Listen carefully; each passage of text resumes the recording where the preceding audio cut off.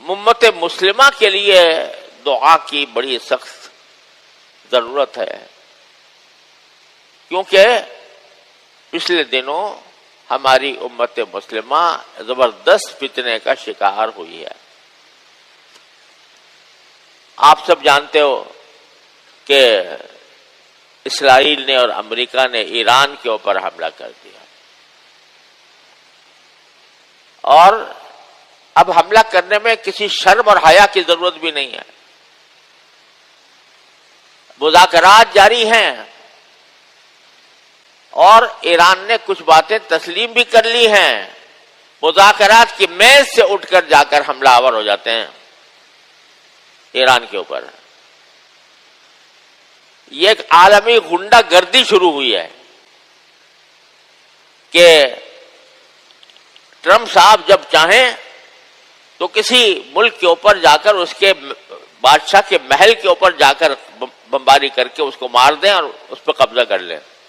Venezuela میں یہ کر چکے، اور کھلم کھلا یہ اعلان ہے کہ مجھے حق حاصل ہے کسی بھی ملک کے اوپر اس طرح حملہ کرنے کا، میں جس ملک میں چاہوں میں اس کو تباہ کر دوں اور اس کے حکمرانوں کو ختم کر دوں۔ نہ کوئی اقوام متحدہ، نہ کوئی بین الاقوامی قانون، نہ کوئی اخلاق، نہ کوئی رواداری، میں عقل کل ہوں، میں جہاں چاہوں جا کر بمباری کر دوں، اس آدمی کو ٹارگٹ کلنگ کروں کسی آدمی کی باقاعدہ۔ تو یہاں بھی ایران کے اوپر حملہ کر کے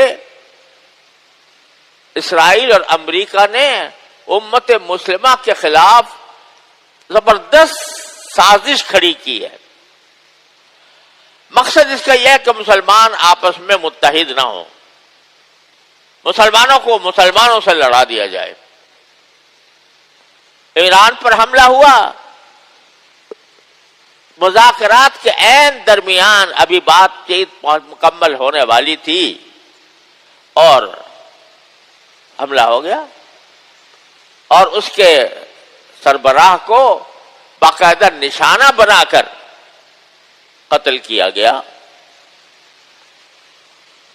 یہ جنگل کا قانون، یہ عالمی غنڈہ گردی، اس کا ارتکاب کیا اس رمضان کے اندر۔ مجھے افسوس ہے کہ بعض اوقات لوگ یہ کہنے لگتے ہیں کہ بھئی وہ تو شیعہ لوگ تھے اور ایران سے ہمارا اختلاف ہے اور فلانا۔ خدا کے بندو، اس امریکہ اور اسرائیل نے اس پر اس لیے حملہ نہیں کیا کہ وہ شیعہ تھا، وہ اس لیے حملہ کیا کہ وہ عالم اسلام کا ایک رکن تھا،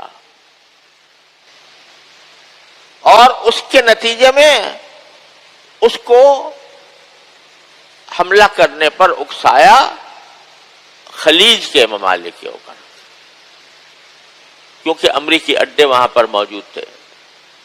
تو ان امریکی اڈوں سے بظاہر ایران پر حملے ہوتے ہوں گے، تو اس ایران نے یہ کہا تھا کہ اگر مجھ پر حملہ ہوگا تو میں امریکی اڈوں کو نشانہ بناؤں گا۔ لیکن امریکی اڈے تو کیا نشانہ بنتے، پتہ نہیں کس حد تک بنے، اللہ ہی جانے۔ لیکن اس کے نتیجے میں خلیج کے ملکوں میں شہری مر رہے ہیں، شہری سہولیات کو ختم کیا جا رہا ہے، اور اس میں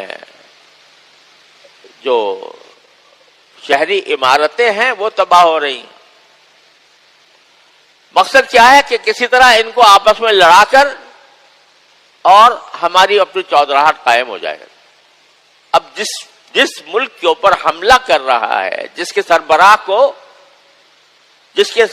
کو قتل کیا ٹارگٹ کلنگ کر کے، اب وہ جب اپنا نیا کوئی سربراہ مقرر کرنا چاہتے ہیں تو حضرت فرما رہے ہیں ٹرمپ صاحب کہ مجھے شامل کرو اس مشورے میں کہ تمہارا نیا سربراہ کون ہوگا، مجھے یہ قبول نہیں ہے جو تم اس سے بڑی دھاندلی عالمی سطح پر غنڈہ گردی اور دھاندلی اور کیا ہوگی.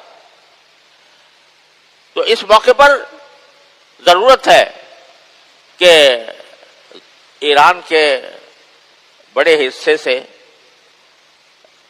جو شیعہ مذہب رکھتے ہیں، ہمیں عقائد کا اختلاف ہے.